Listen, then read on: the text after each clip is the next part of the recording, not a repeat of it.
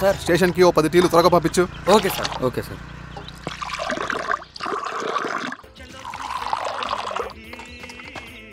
రెడ్డి గారు, బయట ఊరు నుంచి కూలి వాళ్ళని తీసుకొస్తే ఇక్కడ ఊరోళ్ళు ఊరుకుంటారా?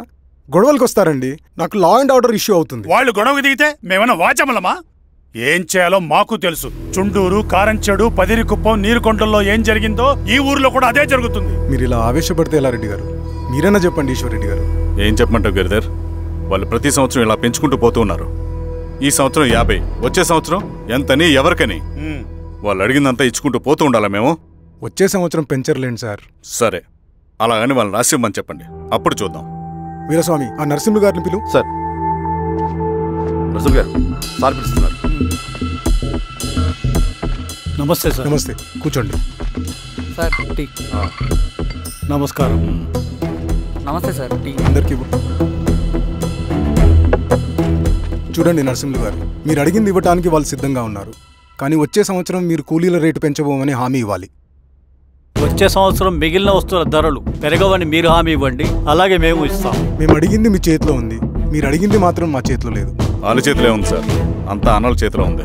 సార్, వాళ్ళెవరో మాకు తెలియదు. మేమెవరి చేతుల్లో కీలువమనం కాదు. ఇది మా రైతు కూలీలందరం కలిసి సమిష్టిగా తీసుకున్న నిర్ణయం. చిన్న చిన్న అవసరాలకు అప్పులు తీసుకున్న పాపానికి మా భూముల్ని బలవంతంగా గుంజుకుని మా పొలాల్లో మమ్మల్నే కూలీలుగా మార్చారు వీళ్ళు. భూమి మాది, పని చేసేది మేము, పండించేది కూడా మేమే. అవన్నీ మీ పార్టీ మీటింగ్ లో చెప్పుకోండి, వింటారు. కూలీ డబ్బులు ఎవరి దయాధర్మం కాదు, మీకు తోచినంత ఇవ్వడానికి అది మా హక్కు. మేము అడిగింది న్యాయబద్ధంగా ఇవ్వకపోతే మీ పొలాల్లో ఒక గింజ కూడా రాలదు. పండిన పంటనంతా కాకులకి గద్దలకి వేసుకోవాల్సి వస్తుంది. ఇక దీని మీద చర్చ అనవసరం. వస్తాం. నరసింహ గారు కొంచెం ఆగండి సార్. మీరైనా కొంచెం చెప్పండి సార్. కొవ్వెక్కిన ఎండ్రకాయ కన్నంలో ఇరుక్కుందంట. దాన్ని బయటికి ఎలా తీయాలో, కోసి కూర ఎలా వండుకోవాలో మాకు బాగా తెలుసు. పదండి బాబాయ్.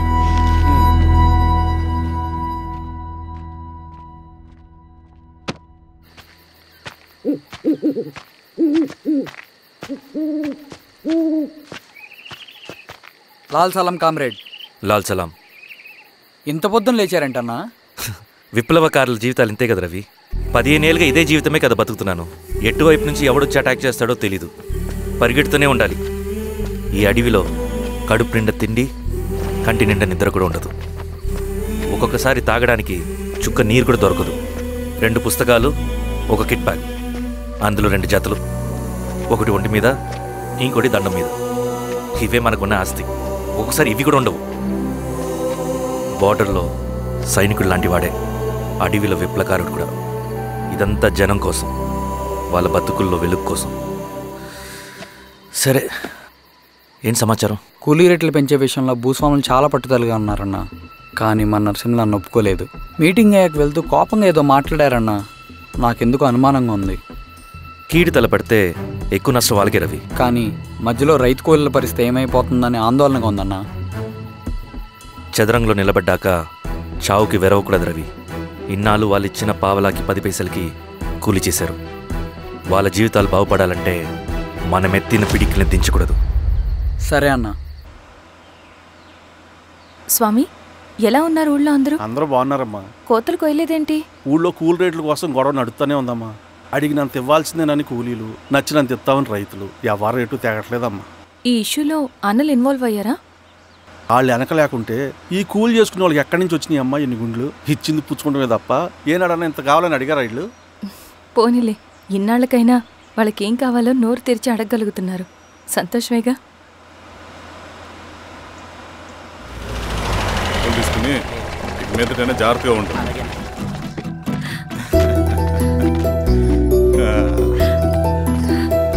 బాగున్నావమ్మా? బాగున్నానన్నయ్య, నువ్వెలా ఉన్నావు? బాగున్నాను. రా లోపలికి వెళ్దాం. కూర్చో.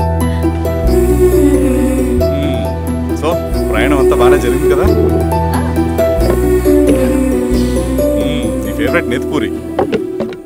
రా వడ్డిస్తారా? ప్లేట్ తిప్పు. నాకొద్దన్నయ్య, నాకు మంచి కాఫీ తాగాలని ఉంది.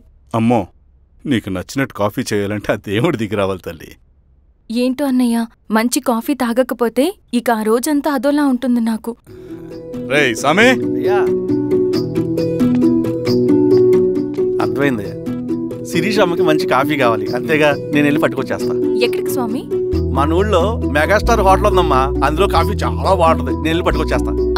స్వామి, కాఫీ అంటే అక్కడికి వెళ్ళి వేడి వేడిగా తాగాలి. నేను వస్తాను పద. అవునమ్మా, అక్కడ నేను కూడా తాగాను, చాలా బాగుంటుంది, వెళ్ళు. థ్యాంక్ యూ అన్నయ్య. ఆడుతూ పాడుతూ పని చేస్తాం.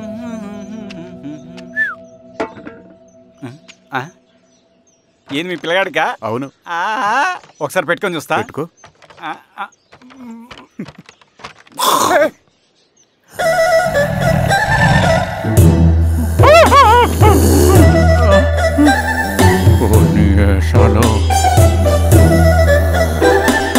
ఎన్ని బట్టలు ఉంటే చూడండి, బట్టలు లేకుండా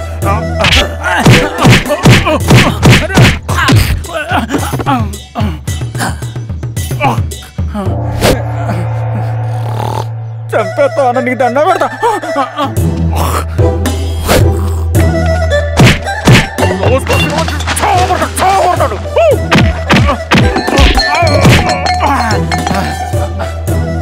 నేనన్నా బొట్టుని ఏందన్నా నన్ను చంపుతాయంది.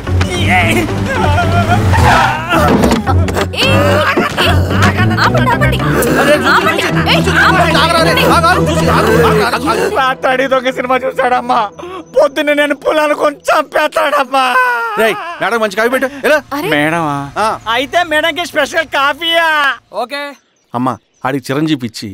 పిచ్చా? కాదమ్మా, ఫ్యాను. రండమ్మా కాఫీ తాదు కానీ. కూర్చోండి అమ్మా. ఏంటి స్వామి ఇతను? చాలా మంచోడమ్మా, మెగాస్టార్ సినిమాలు చూసిన వాళ్ళు అయిపోతాడు. స్వామి అమ్మా, ఈ కాఫీ నేను ఎక్కడో తాగాను. మేడంకి స్పెషల్ కాఫీయా? పద మేడం రాసుకో చూచి. Thank you. కూర్చో.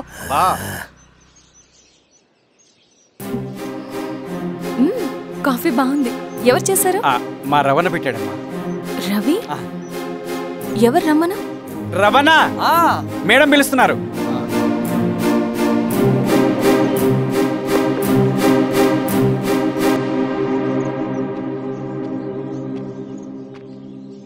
ఇతనే రవణ. శిరీష మీరా? రవి నువ్వేంటి ఇక్కడ? కాఫీ బాగుందా? చాలా. అది కాదు రవి, నువ్వు ఇక్కడ. ఈ హోటల్ మనోల్దే. మన ఫ్రెండ్స్ అందరు బాగున్నారా? చాలా బాగున్నారు. అవును మీరేంటి?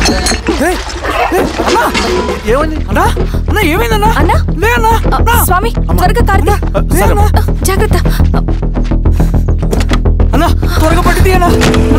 త్వరగా పోనీ.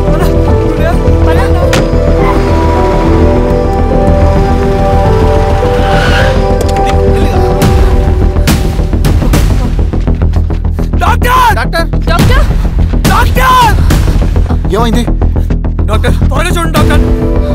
లోపలికి తీసుకురండి.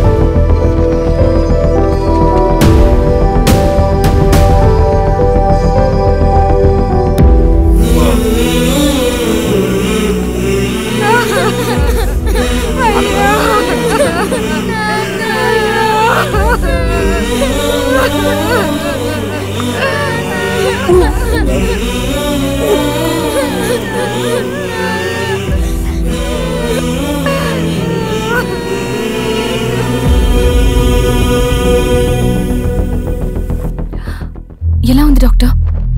డాక్టర్ చనిపోయాడమ్మా.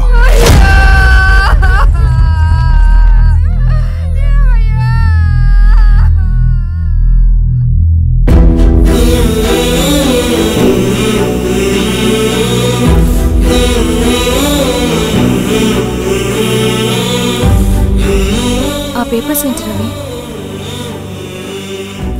అతని భూమికి సంబంధించిన పేపర్స్.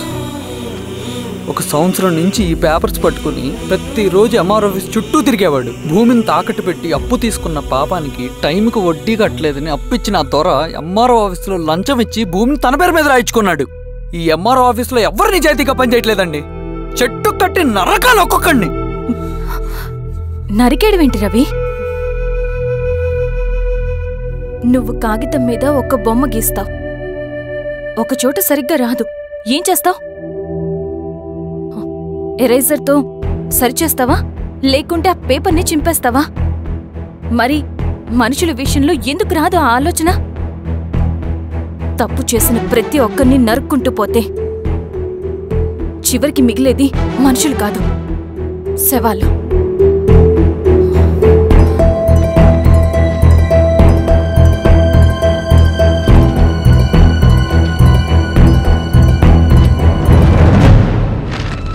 పద రవి.